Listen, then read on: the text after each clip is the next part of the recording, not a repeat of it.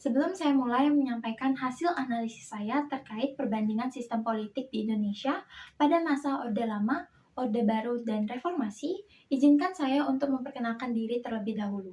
Perkenalkan, nama saya Ana Agung Istri Ardia Maharani dengan NIM 2312521015 dari Program Studi Hubungan Internasional.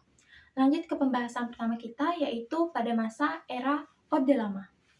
Jadi pada masa ini yang berlangsung pada tahun 1945 hingga 1966 dengan pemimpinnya saat itu ialah Presiden Soekarno. Pada masa awal kemerdekaan, Indonesia menganut sistem politik yang berbentuk pemerintahan parlementer di mana Presiden Soekarno sebagai kepala negara dan Sultan Syair sebagai Perdana Menteri. Dilanjutkan pada zaman demokrasi liberal, Indonesia mengadopsi sistem parlementer penuh di mana kabinet bertanggung jawab kepada parlemen, yaitu DPR. Pemerintahan sering bergonta-ganti karena kurangnya stabilitas politik dan koalisi yang rapuh pada saat itu.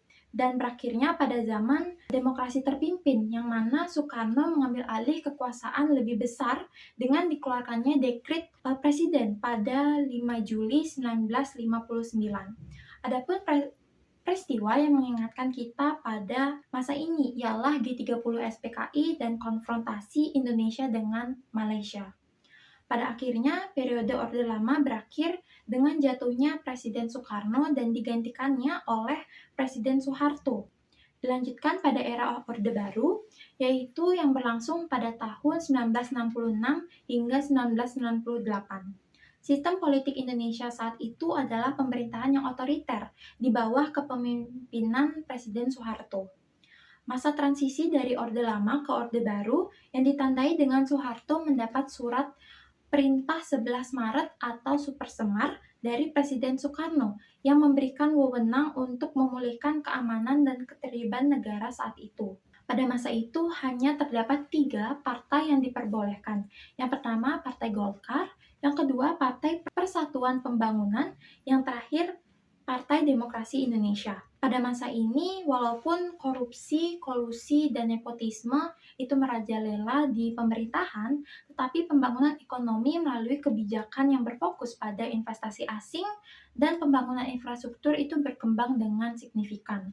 Sedihnya pada zaman ini terjadi krisis moneter Asia pada tahun 1997 yang memicu krisis ekonomi yang parah di Indonesia, mengakibatkan inflasi tinggi, pengangguran, dan kerusuhan sosial. Adapun demo yang cukup tinggi karena tuntutan reformasi dari berbagai elemen masyarakat. Pada Mei 1968, Soeharto mengundurkan diri dan mengakhiri periode Orde Baru. Dilanjutkan pada era reformasi.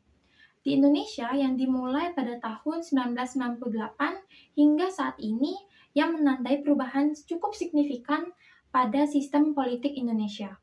Pada Mei 1998, Soeharto mengundurkan diri setelah 32 tahun menjabat sebagai presiden. Wakil presidennya yaitu Bapak B.J. Habibie naik jabatan menjadi presiden saat itu.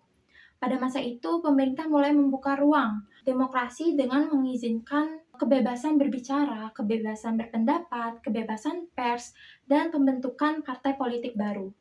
Undang-Undang Dasar yang diamandemen sebanyak 4 kali pada tahun 1999 dan 2002. Amandemen ini memperkuat sistem presidensial, memperkenalkan pemilihan presiden langsung, dan membatasi masa jabatan presiden. Pemilu pertama pada era reformasi diadakan pada tahun 1999 yang diikuti oleh banyak partai politik yang diawasi oleh pemerintah agar terjamin keadilan. Pada tahun 2004, rakyat Indonesia melaksanakan pemilihan presiden secara langsung untuk pertama kalinya. Dan pada saat itu, pemerintah pusat memberikan kewenangan yang lebih besar kepada pemerintahan daerah melalui Undang-Undang Otonomi Daerah. Periode reformasi menandai transformasi besar dalam sistem politik Indonesia dengan komitmen kuat terhadap demokrasi, hak asasi manusia, dan pemerintahan yang transparan. Sekian hasil analisis saya terkait perbandingan sistem politik di Indonesia.